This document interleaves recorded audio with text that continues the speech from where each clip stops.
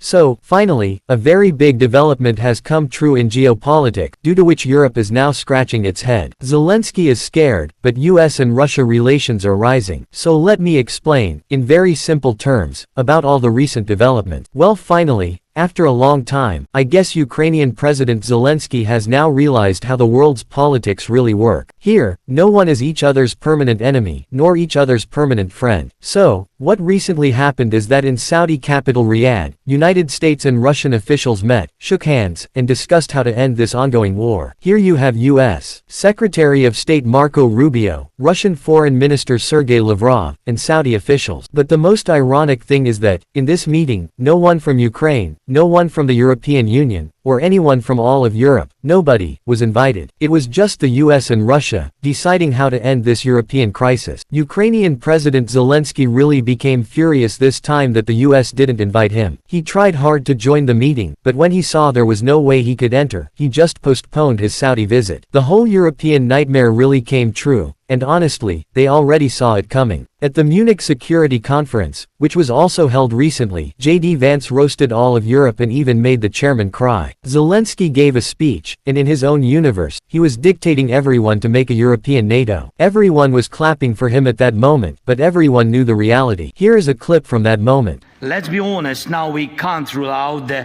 possibility that America might say no to Europe on issues that threaten it.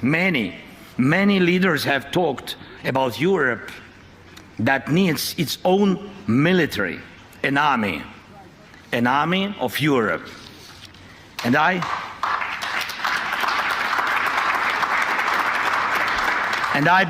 really believe that time has come. The armed forces of Europe must be created.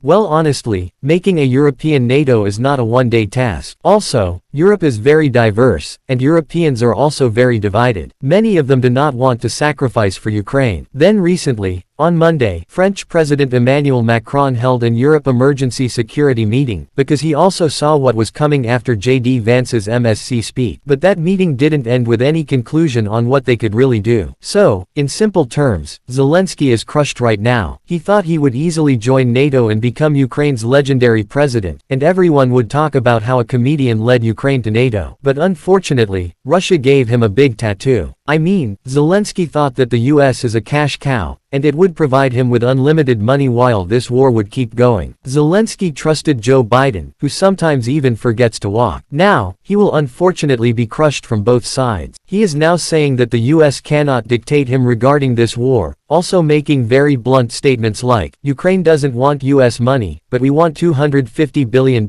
which was committed. Here's a small clip, please watch. American money, good. Give us 250 billions, which are here in Europe, frozen Russian assets. Now, in the US-Russia meeting, they discussed various topics like sanctions, ceasefire, NATO, and many more. Some major points of this meeting that have come out are, the US will soon lift all the sanctions it put on Russia during Biden's presidency. Here's a clip from that moment where a journalist asked Marco Rubio about sanctions on Russia, and he responded like this. Well, sanctions are all the result of this conflict. There are sanctions that were imposed as a result of this conflict. And so I would say to you that in order to bring an end to any conflict, there has to be concessions made by all sides. We're not going to predetermine what those are. We're certainly not going to negotiate this today or in a press conference for that matter. But and there are other parties that have sanctions. The European Union is going to have to be at the table at some point because they have sanctions as well that have been imposed. So, in simple terms, soon we will hear the news that the US will lift sanctions on Russia. It may be done in phases or all sanctions may be removed together. There are pretty high chances that if the US lifts its sanctions, other European countries would do the same. Another thing that is coming is that the US and Russia have agreed to restore embassy staffing. Also, Russia reiterated its demand that NATO cancel its 2008 promise of Ukraine membership, talking about the Bucharest promises of 2008. And similar developments have occurred, but this is just the beginning. This is the first round meeting. Soon, more of these kinds of meetings will be conducted between the US and Russia. and Europe will continue to get annoyed. Now, it's up to Zelensky to make the right decision. Many experts are already predicting that this war will end with Russia keeping all the land it has grabbed, and Ukraine will need to sign a long list of promises. Even last week, Trump and Putin had a huge 90-minute talk on the phone, which, by the way, Zelensky also criticized, saying how Trump talked with Putin without his permission. I mean, the audacity of this person is really insane. But the funny part is, Trump is now openly saying that Ukraine didn't need to start this war. Watch this short clip, please. You have leadership, and I like him personally. He's fine. But I don't care about personally. I care about getting the job done. You have leadership now that's allowed a war to go on that should have never even happened, even without the United States. Look, we had a president who was grossly incompetent.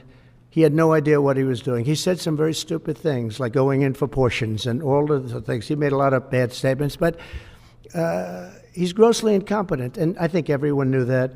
This is something that should have never happened, would have never happened. And I used to discuss it with Putin. President Putin and I would talk about Ukraine. It was the apple of his eye, I will tell you that. But there was never a chance of him going in. And I told him, you better not go in. Don't go in. Don't go in.